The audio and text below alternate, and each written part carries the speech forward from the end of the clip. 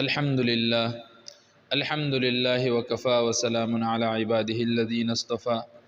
أما بعد فأعوذ بالله من الشيطان الرجيم بسم الله الرحمن الرحيم قال تبارك وتعالى في كلامه المجيد والفرقان الحميد تعاونوا على البر والتقوى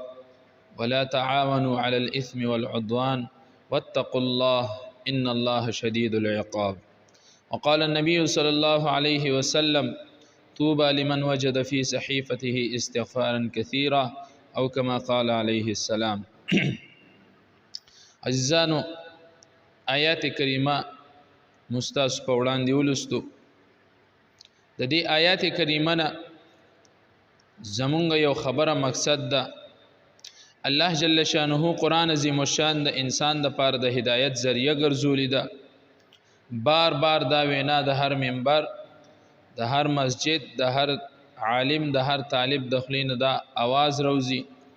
او دا یو حق او سچ خبره ده چې الله جل شانه د نبی علیه الصلاۃ والسلام زندگی د خپل امت لپاره او قرآن عظیم الشان د خپل بندگانو لپاره د هدایت یو لوی ذریعہ ګرځولې ده. د دې آیات کریمه کې الله جل شانه فرمای تعاونوا علی البر والتقوى ولا تعاونوا على الاثم والعدوان واتقوا الله ان الله شدید العقاب. الله جل شانه فرمای چې یو بل سره تاسو مدد په نیکی کې کوئ،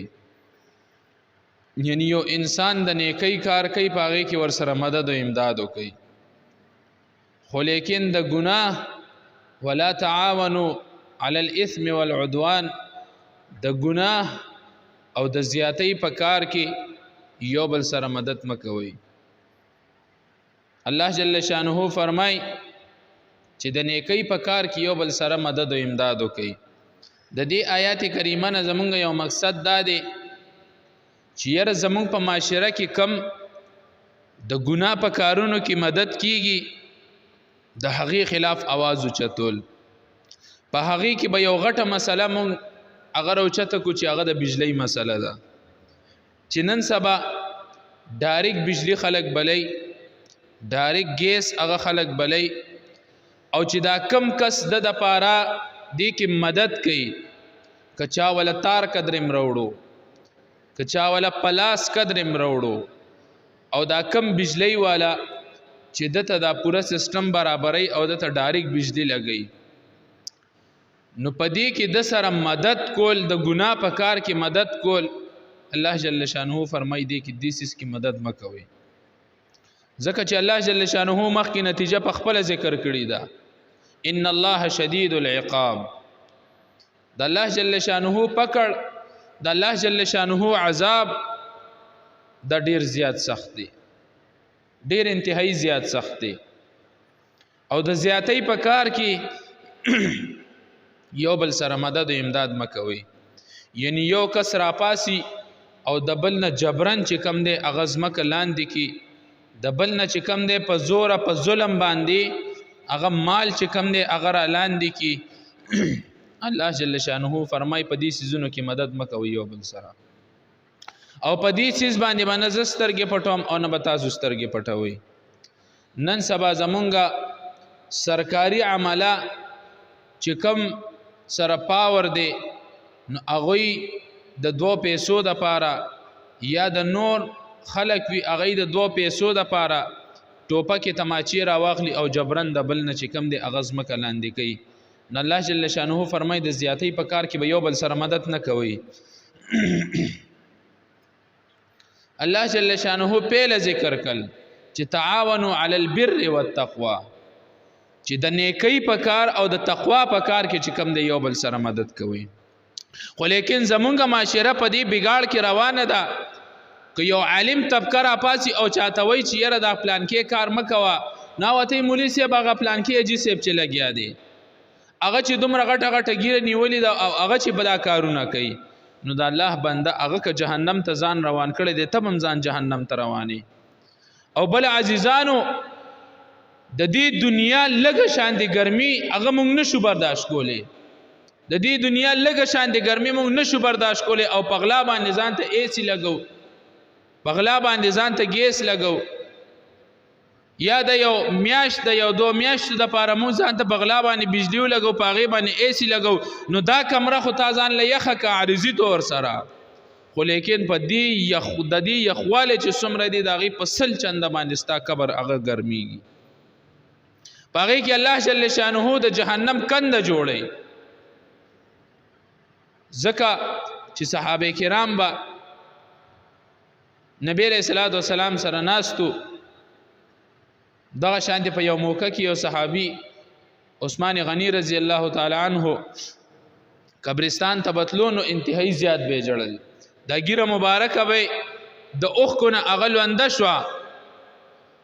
او حال به حال شو صحابه کرام ته تپوس کوي چې اے عثمانه نبی علیہ الصلوۃ والسلام سره ناشتي په مسجد نبوي کې ناشتي تعالی دومره جړه نه درځي کله چې قبرستان ته لاړ شي ستا ګیره مبارکه د اوخ کنه ډکه شي دا سماجره ده دا ولی عثمان غنی رضی الله تعالی عنہ ورته فرمای وی آغا پیغمبر مبارک نمی اوریدلی دی صلی الله علیه وسلم وی چې دا قبر دا د اخرت د پونو نړم بنی پونی دا کچری پدی پونی کې انسان کامیاب شو مخکم کامیاب دی او کدل ته ناکام شو نو مخکم ناکام دی دا مړی مونږ په خپل لاس باندې خخو دا د عبرت نشانه ده دا مړی مونږ په خپل لاس باندې لامبو دا د عبرت نشانه ده دی مړو باندې مونږ په خپل لاس باندې د تختې دو خور پیاچو دا زموږ د عبرت نشانه ده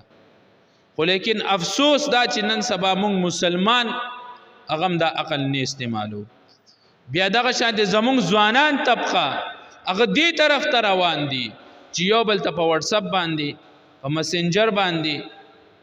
او دغه شانته نور چې څومره آلات ته ما تخپل ځاني دا 2 سيزونه یاد دي چې په دې باندې یو بل ته میسج وکي ما ته پلان کوي ویډیو راوستو فلم راوستوا دغه پلان کوي جنې ویډیو راوستوا دغه غانا را تر راوستوا نو د ګناه په کار کې یو بل سره مدد امداد کول بل دا موبایل ته استعمالې لاړو د ګناه په کار کې د استعمال کو بل تا په دې پیسو باندې چې کم اغه ته پیکیج کړي دی هغه پیسې امتازان له حرام کی ولې چې اغه باندې تا د ګناه کار وکړو او بیا چې کم خلق په دې موبایل باندې ویډیوګانې جوړي حرام کارونه پی کوي پردو زنانو سره ویډیوګانې جوړي غانې بجانې جوړي فلمونو پاټونه جوړي یا نور قسم د شریعت د قانون د حدودو خلاف بهر چې کم دی هغه کارونه کوي په دې باندې چې څومره آمدن راځي دا ټول حرام دي دا ټول حرام ګرځي نو عزیزانو الله جل شانه فرمای تعاونوا علی البر والتقوا د نیکی په کار کې او د تقوا په کار کې یو بل سره مدد امداد کوي د ګناه په کار کې به یو بل سره مدد نه کوي دغه شانته زمون په معاشره کې چې کم ودونه کیږي هغه ودونه د شریعت د حدودو نه خلاف په هغه واده کې یو بل سره مدد کول د ګناه په کار کې مدد کول الله جل شانه فرمای ولا تعاونوا على الاثم والعدوان د ګناه په کار کې او د زیاتې په کار کې به مدد نه کوي کستا په معاشره کې واده دی د شریعت خلاف ته هغه ډمه ډمان راولي غانا بجانه کوي او د دې د تیاری د پاره دومره شان دي مدد تم او کو د ګناه په کار کې دی ور سره مدد وکړو اوس دا آیات کریمه چې کله انسان ځان ته مخې ته کیږي او په دې باندې صرف عمل او کې د ژوندۍ ټیک ټاک شو ځکه چې سر کې الله جل شانو فرمایي تعاونوا علی البر والتقوا د نیکی په کار او د تقوا په کار کې یو بل سره مدد کوي ولا تعاونوا علی الاثم والعدوان د ګناه په کار کې او د زیاتې په کار کې به مدد نه کوي کله چې تا د نیکی په کار او د تقوا په کار کې مدد امداد شروع کو د اسم او عدوان به تانه په خپل ختم شي او چې کله ته بر او تقوا کې ته مدد نه کې او اسم او عدوان باندې ته عمل وکړو یعنی مطلب دا چې چا سره د ګناه په کار کې مدد نه کې او د زیاتې په کار کې ور سره مدد نه کې ستا ژوندۍ په خپل ټیک ټاک شو ته په خپل بر او تقوا ته راوړي ولې چې ستا د ژوندۍ نه ستا زړه الله جل شانه صفا کو ستا باطن صفا شو او تا د ګناه کار پرېخو او د زیاتۍ کارونه دې پرېښول ته به پخپله د نیکۍ کارونو ته اوړي ځکه چې کله د انسان باطن صفا شي او د ګناه کارونه پرېږدي الله جل شانه دې خود به خود چې کم دی هغه نیکۍ کار ته راوړي دی به خود الله جل شانه د خپل کور ته چې کم دی هغه راولي خپل ځان ته به ودرې دغه شانتي علماو پسې خبرې طلباو پسې خبرې مساجدو پسې خبرې او دا باطله فرقې را پاسي او علماو پسې خبرې کوي او طلباو پسې خبرې کوي نو دا سيزونه نه دي کول پکار